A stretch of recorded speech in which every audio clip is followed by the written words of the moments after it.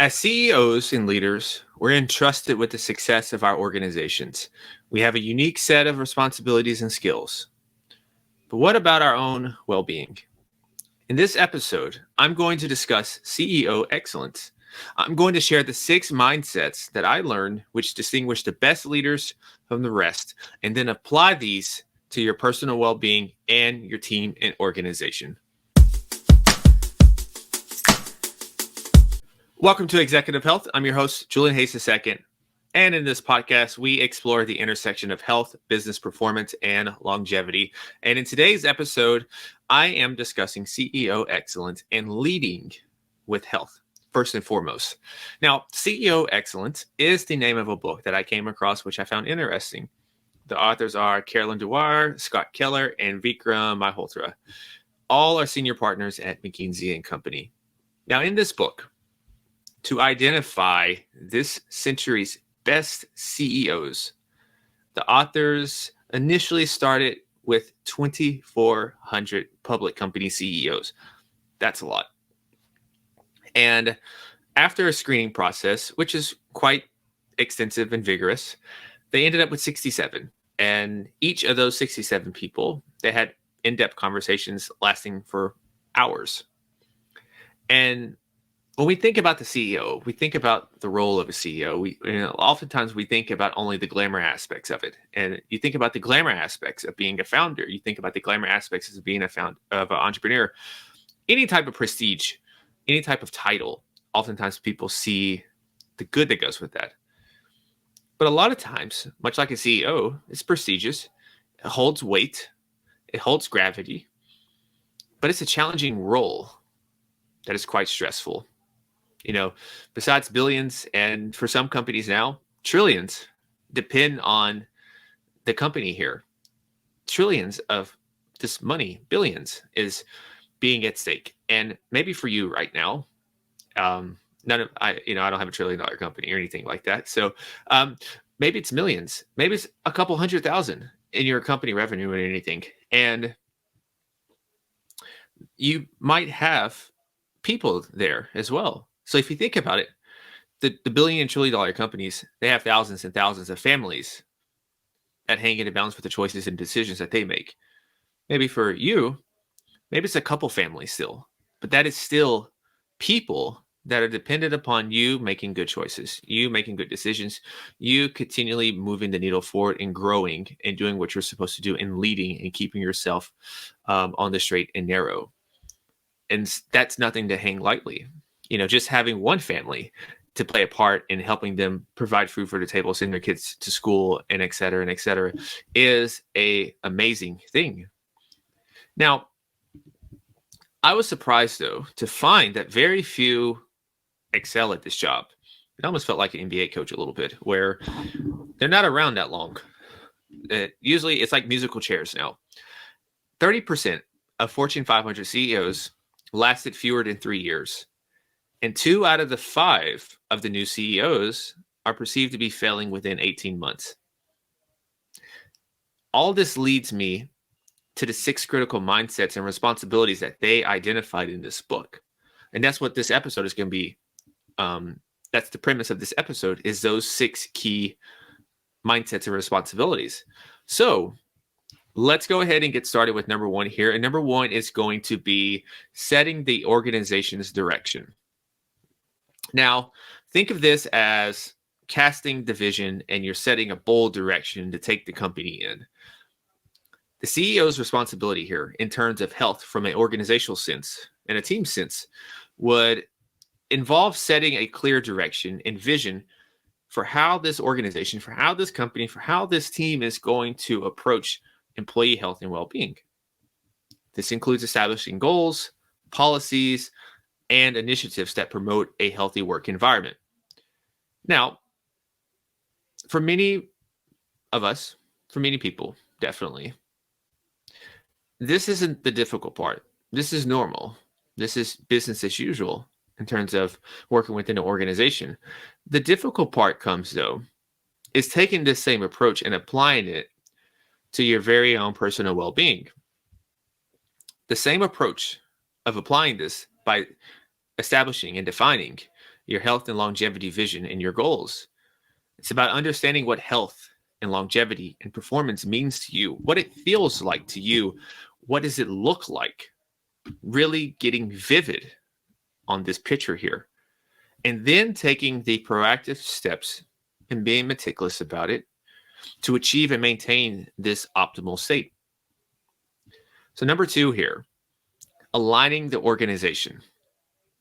So we have culture, we have talent, and you have various elements of organizational aspects of the company. These aren't as exciting and sexy as the other elements that are much more easily measured and easily to manage as well.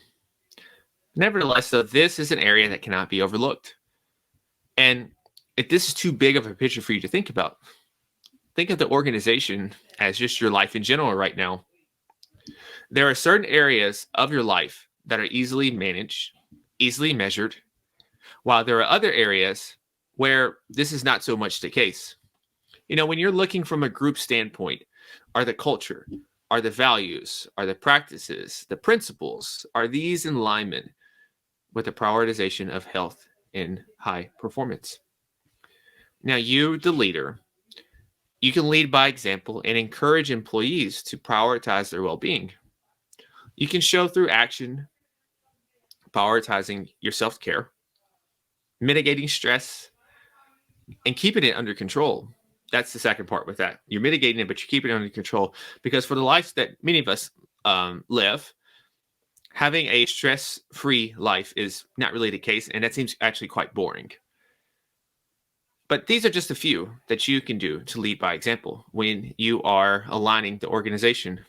And the organization here can be the company, and the organization can also be your very own life.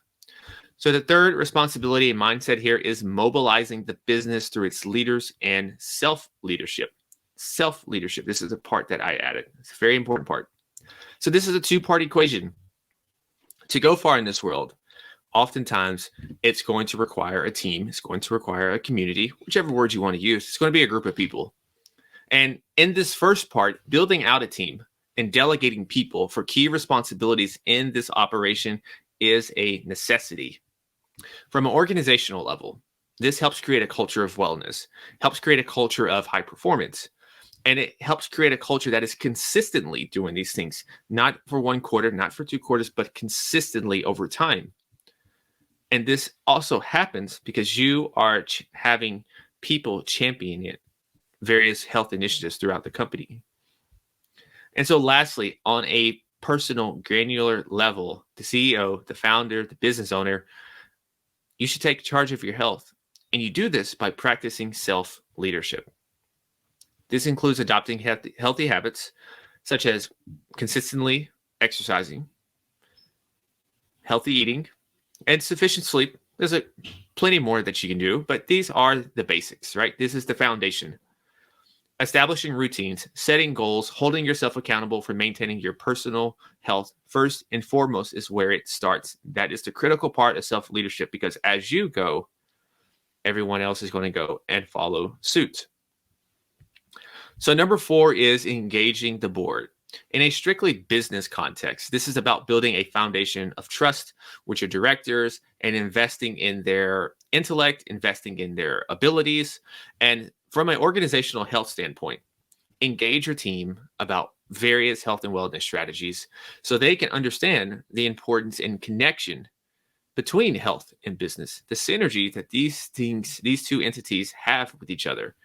Now, when we break this apart once again, this is for you, the individual. When you think about your board of directors, this is various support networks, various health professionals, different types of coaches, different types of mentors to guide and support you along your journey. Each of us are going to have different things that we need to ensure that we are performing and firing on our optimal level. So this is a very personal and individualistic thing here. Much like dieting and eating is predicated a lot on bio-individuality. So number 5 here, the 5th responsibility is connecting with stakeholders, both professionally and personally. It's basic, but nonetheless important. Why does your company even exist? Hearing about why oftentimes now, it's almost loses its luster because you hear so many people go around saying, "What's your why? What's your why? Do it for your why." All this feel good stuff. I'm not really a fan of that. Feels kind of weird. Nevertheless, though, you do have to have a rhyme or reason for why you're doing something, why you're putting yourself through these things, why you're building a company. Why does your company even exist? Why are you even in this role right now? What is the purpose of your company in the world? Your product, your service, your initiative? What are you doing with it? And when you're looking to create a healthier organization or a team, engage with the various stakeholders to get the buy-in, to get the connection, to build the momentum, to build the team. This can be employees, customers, shareholders, community members, and they're all communicating and championing the company's commitment to health. Now, on a personal level, you're leveraging personal stakeholders, family, friends, loved ones.